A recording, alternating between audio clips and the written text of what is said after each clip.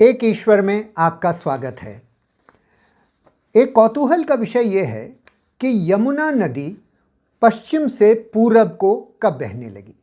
भूगर्भीय वैज्ञानिक बताते हैं कि किसी समय यमुना हिमालय से उतरकर पश्चिम दिशा को बहती थी और वह जाकर के रण की कच्छ में गिरती थी।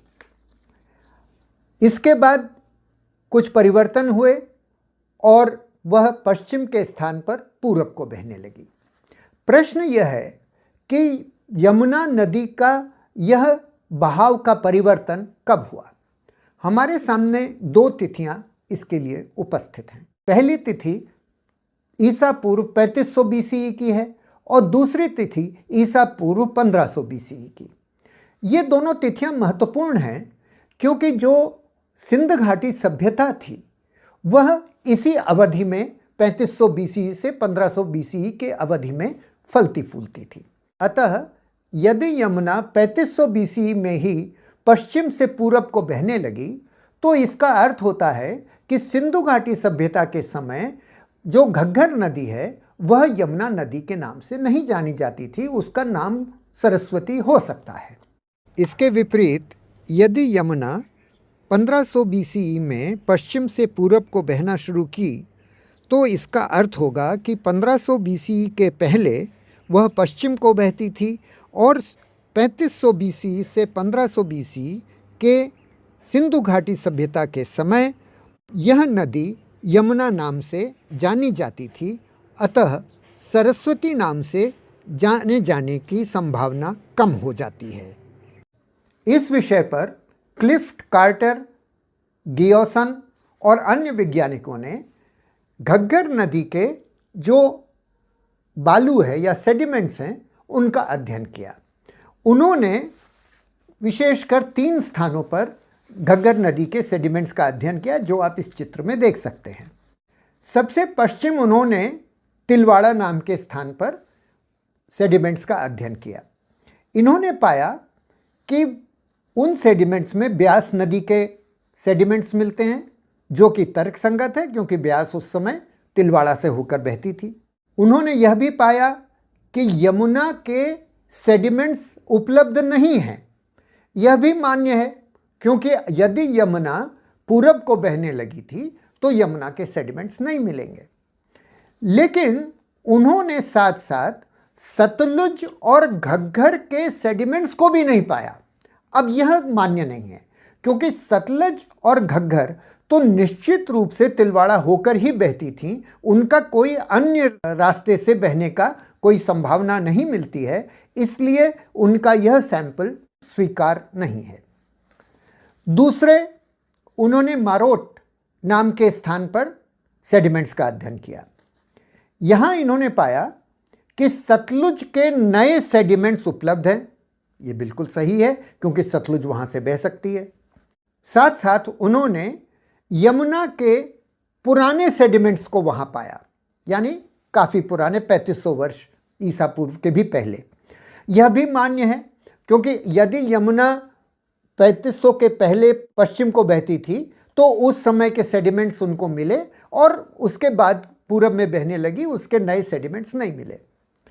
लेकिन कौतूहल यह है कि इन्हें घग्गर के सेडिमेंट्स नहीं मिले।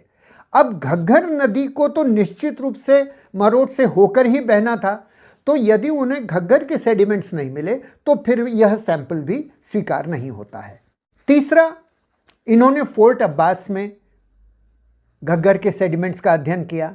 यहाँ इन्हें सतलुज के सेडिमेंट्स नहीं मिले, जो कि स्वीकार है क्योंकि किसी समय सतलुज फोर्ट अब्बास के और पश्चिम में जाकर घग्गर से मिलती थी।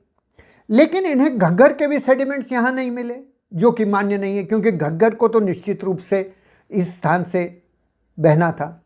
इस प्रकार क्लिफ्ट के जो तीनों सैंपल हैं उनमें समस्या है और वो मान्य नहीं है। इसलिए इन सेडिमेंट्स के आधार पर इस निष्कर्ष पर नहीं पहुंचा जा सकता है कि यमुना 3500 BCE में पश्चिम से पूरब को बहने लगी जैसा कि क्लिफ्ट ने कहा था।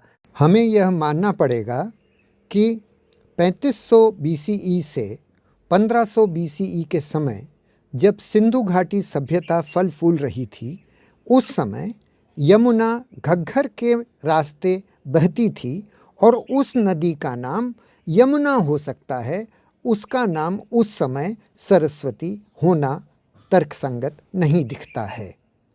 इसका महत्व यह है कि यदि सिंधु घाटी सभ्यता के समय घग्गर नदी ही यमुना के नाम से जानी जाती थी, तो पहला तो यह कि जो सरस्वती नदी थी वह अन्यत्र थी। कुछ संकेत मिलते हैं कि पुरानी सरस्वती नदी पुष्कर से निकलने वाली सरस्वती लूनी रही हो।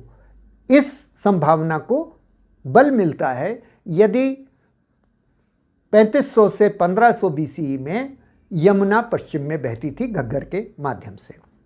दूसरा निष्कर्ष यह निकलता है कि यदि यमुना घग्गर के रास्ते पश्चिम को बह रही थी उस समय, तो यमुना की सहायक नदी सरयू भी उसी पश्चिम को बह रही होगी और सरयू के किनारे बसा हुआ अयोध्या भी घग्गर नदी के बेसिन में होगा, न कि पूरब बहने वाली यमुना नदी के बेसिन में।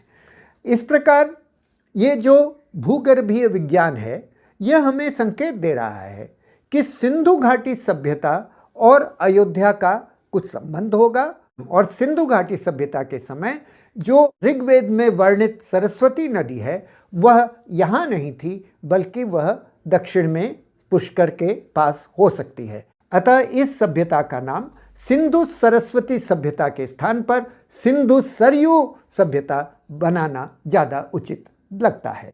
हमारी इस पोस्ट को लाइक कीजिए, शेयर कीजिए और जानकारी के लिए हमारी वेबसाइट ekishwar.in पर पधारने की कृपा कीजिए।